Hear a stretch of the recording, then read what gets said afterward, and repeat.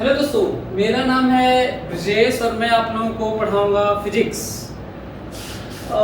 मैं IT BHU से BTech किया मैकेनिकल इंजीनियरिंग से और मैं 15 सालों से इस फील्ड में हूँ। 15 सालों में मैंने हज़ारों बच्चों को आईटी और पीएमटी में सिलेक्शन दिलवाया है और आज मैं आपको पढ़ाऊंगा शुरू का चैप्टर, जिसकी ज़रूरत सब जगह होगी, पूरे साइंस में होगी और बेसिकली फिजिक्स में होगी। What is science, what is science, what is physics, what is maths, bio, chemistry and all, ये अब हमें ज़रूरत है जानने की। डिवीज़न है ना। सो अब हम लोग को ये देखना है कि साइंस क्या है। तो हमें लगता है कि आप लोग मेरी बात समझ रहे होंगे मैं क्या बता रहा हूं। सो फिजिक्स को अब कनेक्ट कर पाए होंगे कि what is physics. Okay, so physics is science, science is physics. अब कोई बुरा ये ना माने कि किसी का केमिस्ट्री मैथ्स किसी का अच्छा है, तो अब आप अपने तरीके से उसको भी कह सकते हैं। मैथ्स को भी कहा जाता है सब कुछ यही है। Without maths you can not imagine anything, at least you can not quantify anything, any phenomena. तो हाफ तो किया जा सकता, क्योंकि जब नंबर सिस्टम और मैथ्स और कैलकुलेशन और नंबरिंग ये सब नहीं आया था, तब भी फिनोमेना होते थे और लोग अपने अपने व्यूज और अपने एक्सपेरिमेंट और कर करके लोग चीजें बनाते ही थे, करते ही थे। लॉज तब भी थे, ग्रेविटी तब भी थी। तो मैं इस पे नहीं जाना चाहता, बल्कि ज्यादा अच्छा हुआ कि अब हम लोग समझने की कोशिश करें कि what to do, not to do, dos and don't. अब मैं इस पे आना चाहता हूं। अब मैं आपको बताना चाहता हूं कि आप क्या है और मैं क्या करने वाला हूं। शुरुआत वाला चैप्टर जो हमें पढ़ना है वो है वेक्टर।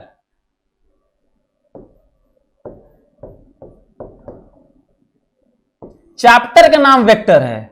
पढ़ेंगे तो बहुत कुछ, पढ़ेंगे तो हम लोग बहुत कुछ, बस चैप्टर का नाम वेक्टर है ना। तो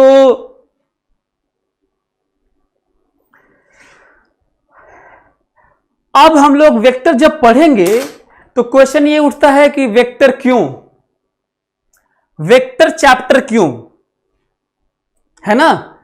वेक्टर चैप्टर क्यों पढ़ेंगे, पहला पॉइंट है। किताबों में तो यूनिट एंड मेजरमेंट पहले दिया हुआ है, एरर दिया हुआ है, डिवाइसेस दी हुई हैं। आप ये क्यों पढ़ा रहे हैं? आप पहले यूनिट, डायमेंशन, एरर, मेजरमेंट ये सब पढ़ाइए, डिवाइस वाइस, है ना। ये बहुत जरूरी है। क्वांटिटी पढ़ाइए, तो क्वांटिटी में तो मैं अभी लिखवाने वाला हूं। दूसरा पॉइंट है ये कि जो हम फायदा, जो साइंस इसके पढ़ने का जो हम देख रहे हैं उसको लॉजिकली समझने के लिए, मतलब दुनिया का, यूनिवर्स से लेकर atomic level, electron, proton, neutron के अंदर, न्यूट्रॉन प्रोटॉन के अंदर क्वार्क, उसके अंदर vibrating form of energy in one clause loop, that is string theory, hypothesised किया गया है अभी तक। एनर्जी से लेकर यूनिवर्स तक, उसके अंदर में हम भी एक, बीच में हम लोग भी आते हैं। ये जर्नी है हमारी, ये जर्नी होगी, समझने की कोशिश करेंगे। और नहीं, बाकी आप आईटी पीएमटी आपके दिमाग खोपड़े में रहेगा, तब वहीं पे क्वालिफाई करने के बाद मैं वहीं से पढ़ के आया हूं और आप वहीं पे स्टैग्नेंट, वहीं पे रुक जाएंगे और फिर आगे फर्दर प्रोग्रेस नहीं होगा। तो हम लोग कह रहे हैं वेक्टर की बात करनी है, तो अब हम अगला पॉइंट है क्वांटिटी की बात करते हैं ना। इससे पहले कि हम लोग ये पढ़ें, क्वांटिटी की बात करते हैं। क्वांटिटीज बोलिए, क्वांटिटीज। क्वांटिटीज क्या होती है? What is quantity? पहला तो ये डिवीजन करते हैं और क्वांटिटी डिफाइन करते हैं।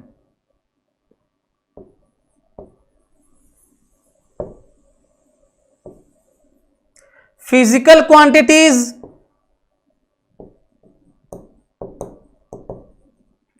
and non-physical quantities. Physical quantities and non-physical quantities. Quantity क्या होता है? जिससे हम या तो रिलेटिवली क्वांटिफाई करने की कोशिश करें बाय एक्सप्रेसिंग जेस्चर और साइज, रिलेटिव साइज, उसे हम लोग क्वांटिटी कहते हैं। ठीक है, अब इन दोनों में क्या अंतर है? What is physical quantity and non physical quantity? Quantities कितने तरह की होती हैं? दो तरह की, physical quantities and non physical quantities. अब ये क्वेश्चन है कि what is physical quantities? What are physical quantities? What are physical quantities या what is physical quantity? Physical quantity which can be measured, which can be quantified in terms of number and some direction and units. बस यदि number और unit के साथ चीजें बताई जा सके या उनको क्वांटिफाई किया जा सके नंबर में, ऑब्वियसली जिनको मेजर किया जा सके, which can be measured, और मेजरमेंट हमेशा सम नंबर विथ यूनिट ही होता है। ठीक है, तो ये फिजिकल क्वांटिटी है। और ये इसका एग्जांपल क्या है? Force, length, area, volume, velocity, acceleration, impulse, जो कुछ पढ़ते हैं। What is non physical quantity? Any quantity which can not be measured, which can not be measured, especially in terms of what? Number and units. Okay, पर size में हम लोग थोड़ा बता सकते हैं। एग्जाम्पल लेते हैं। इसका रीजन क्या है? This whole matter is based on reference, but here is no reference. बस यही अंतर है। ये हम लोग क्यों मेजर कर पाते हैं? क्योंकि हम लोग रिफरेंस ले लेते हैं। इसको क्यों नहीं मेजर कर पाते? क्योंकि कोई रिफरेंस नहीं बना है। नॉन फिजिकल क्वांटिटी में क्या क्या चीजें आती हैं? हमारे जो हैप्पीनेस, सैडनेस, इमोशंस, हम जो खुश होते हैं, गम में होते हैं, दुख होता है, पेन, जो दर्द होता है, ये सब होता है। ये क्वांटिटी तो है पर नॉन फिजिकल क्वांटिटी है। क्यों? क्योंकि हम लोग इसको मेजर नहीं कर सकते। और क्वांटिटी क्यों है? क्योंकि हम लोग इनको ऐसे बता सकते हैं बिना रेफरेंस के कि ऐसा है, कल से मैं आज ज्यादा दुखी हूं, आज कम दुखी हूं, बट उसका एग्जैक्ट अमाउंट, मैग्नीट्यूड और यूनिट नहीं डिफाइन किया गया। इसका रीजन रेफरेंस नहीं है, बनाया नहीं गया। जिस दिन बना दिया जाएगा रेफरेंस, उस दिन हम लोग खुशियों को भी, गम को भी हम लोग यूनिट में बता पाएंगे। तो अभी तक नहीं किया गया है। शायद रोबोटिक वर्ल्ड में शायद ये इस तरह की बातें जरूर आएंगी, हो सकता है। क्योंकि जब इमोशन और इससे जब डिफरेंस की बात होगी ह्यूमन बीइंग और रोबोटिक वर्ल्ड और रोबोट्स में, तो शायद ये सबसे बड़ा डिफरेंस निकल के आएगा, वही emotions, happiness, this and that. हो सकता है कि उससे एक्सप्रेस करवाया जा सके, तो ये फिर क्वांटिफाई करना होगा, क्योंकि उसमें तो वो वही डेटा ही रीड करता है ना। एनीवे, तो इसमें कौन सी क्वांटिटी जिनका रेफरेंस नहीं है, हम लोग जरूर बात करते हैं। क्वांटिटी इसलिए कर देते हैं, नॉन फिजिकल इसलिए कर देते हैं क्योंकि हमारे पास कोई यूनिट, कोई रेफरेंस, कोई नंबर में नहीं बता पाते। बस आप यदि हंसते हैं, मैं कहूं कितना हंसे, तो नहीं बता सकते, है ना। आप दुखी हैं, मैं कहूँगा कितना दुखी हो, तो नहीं बता सकते। हाँ, ये जरूर कर सकते हैं कि कल से ज्यादा दुखी हो, लग रहे हो, है एक्सप्रेशन। तो हमें लगता है कि आप लोग मेरी बात समझ रहे होंगे। और फिर ये वाले पे आते हैं, ये क्या बात हो रही है, इसमें क्यों मेजर कर पाते हैं? सच तो ये है कि ये भी रिलेटिव है। अभी उसमें रिलेटिव कल और परसों की बात कर रहा था ना, इसमें ये भी रिलेटिव है, लेकिन रेफरेंस डिफाइन है, इसलिए कोई दिक्कत नहीं है।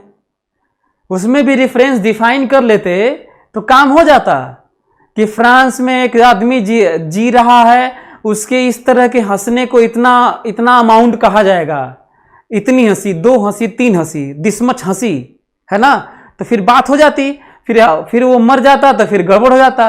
अच्छा है, हो सकता है अपनी चीजें स्टैंडर्ड बदल ले तो आप देख भी नहीं पाएंगे, मेजर भी नहीं कर पाएंगे, उसका एक्सप्रेशन बदल जाए, एजिंग होने लगे, एजिंग इफेक्ट आए तो मुश्किल होगा फिर। इसीलिए इन चीजों को अभी डिफरेंस नहीं हो पाया है तो नहीं, लेकिन यहां पे हम लोग डिफाइन किए हुए हैं। यही रीजन है कि सारी चीजों को हम लोग पहले रेफरेंस पहले बनाए। 1 kg डिफाइन है, तभी मैं अपने मास को 65 kg कह पाता हूं। ध्यान से, फिर से मैं अपने मास मेरा मास 65 kg इसलिए है, my mass is 65 kg means I am 65 times of that 1 kg which is already defined. मेरा मास 65 kg का मतलब है कि मैं उस 1 kg का, जो 1 kg पहले से ही डिफाइंड है, रिफरेंस, जिसको पूरे देशों में सब जगह भेजा जा चुका है लैब में, और फिर उसको रिप्लिकेट करके, फिर कॉपी करके और बहुत सारे मास बना के सब जगह, सब डिस्ट्रिक्ट में, सब घरों में, सब गांव में जा चुका है। दैट 1 kg रेफरेंस जिसे मेजर करते हैं, ताकि लेन देन में, कंट्री के लेन देन में डिफरेंस ना आने लगे। सो 65 kg mass means what? I am 65 times of that 1 kg which is already defined. यदि वो 1 kg डिफाइन नहीं होता तो हमें मालूम नहीं होता, हम कुछ कह नहीं पाते। कहीं और यदि कोई और क्वांटिटी डिफाइन करके कुछ बात कर रहा होगा, कुछ होता ही है, आपको पता ही है कि इतना पौंड होता है, इतना पाउंड होता है, ये सब सुने ही होंगे। यदि मैं आपसे कहूं कि मेरा मास 2 मिलीग्राम है, मेरा मास 2 मिलीग्राम है, मेरी लंबाई 1 सेंटीमीटर है, यदि मैं ऐसे कहूं तो आप हंसेंगे। आप क्यों हंसेंगे? क्योंकि आपको पता है व्हाट इज 1 सेंटीमीटर, आप जानते हैं कि व्हाट इज 1 मिलीग्राम, तो आप हंसेंगे। क्यों? क्योंकि आप जानते हैं कि किस तरह का वो पैरामीटर होता है, कितना लंबा होता है, कितना उसका वेट, कितना मास होता है। आप नहीं जान रहे होते ऑलरेडी डिफाइंड चीजों का, तो कैसे बताते? यदि मैं आपसे कहूं कि मेरा मास है 6 चाउ माऊ, यदि मैं कहूं कि मेरा 6 चाउ माऊ है, तो आप ये तो नहीं कहेंगे 1 मिलीग्राम है, तब तो हंस रहे थे, आपको लगा कि गलत बोल रहा हूं, है ना। लेकिन मैं जब कहा 6 चाउ माऊ है, तब तो आपको गलत, भले ही हंस दिए होगे क्योंकि जानते नहीं रहोगे, लेकिन गलत नहीं कर सकते आप। आपका पहला क्वेश्चन होगा व्हाट इज चाउ माऊ, और 1 kg में आप नहीं कहे व्हाट इज 1 kg। 1 kg तो 9th में पढ़ के आ रहे होगे, पहले से पढ़ के आ रहे होगे, पहले से तौलते हुए, देखते हुए आ रहे होगे। और इस तरह का हम लोग चीजें जो देखते रहे हैं ऐसे लेते हैं जैसे इट्स नॉर्मल, इसमें कौन सी बात है। व्हाट इज 1 kg, किसी से पूछिएगा व्हाट इज 1 kg, ये 1 kg कौन डिसाइड किया। तो लैंग्वेज तक सब कुछ रिलेटिव है। तो हमको लगता है कि सभी लोग मेरी बात समझ रहे होंगे। और यहां से शुरू होता है physical quantity.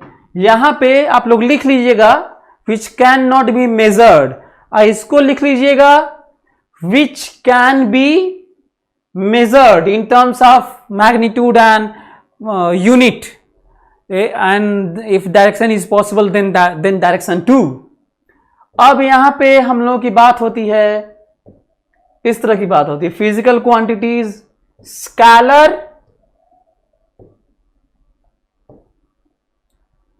Vector, tensor, ratio. Hindi वालों के लिए स्केलर मतलब अदिश राशि, वेक्टर मतलब सदिश राशि, टेंसर मतलब प्रदिश राशि, रेशियो मतलब अनुपात, क्वांटिटीज मतलब राशियां, फिजिकल क्वांटिटी मतलब भौतिक राशि, नॉन फिजिकल मतलब अभौतिक राशि। अब रही बात कि हमारे लाइफ में चाहे हमारे कोर्स में, चाहे जो पढ़ के आए होंगे, दो ही पढ़े थे, ये दो ठो कहां से आ गया? तो यदि मैं सही में इनको मिटा दूं और कह दूं दो ही है तो भी ठीक है। चार तो ऐसे थोड़ा नॉलेज के लिए मैं लिख दिया हूं, तो मेनली टू ही है, मेनली टू। अब ये हम लोग अगले क्लास में जानेंगे कि मेनली टू है और दो ही पढ़े हैं और दो ही जानते तो भी कोई दिक्कत नहीं होता, तो चार क्यों? तो अगले क्लास में हम लोग देखेंगे कि ये चार क्यों है और क्या क्या है ये, और किस तरीके से चार की जगह दो भी सोचेंगे तो किस तरीके से वो सही रहेगा तब भी। तो चलिए अगले क्लास में मिलते हैं। Thank you so much. On is to on, study is always on. Concepts के बेहतर रियलाइजेशन के लिए इज टू ऑन पर बने रहिए।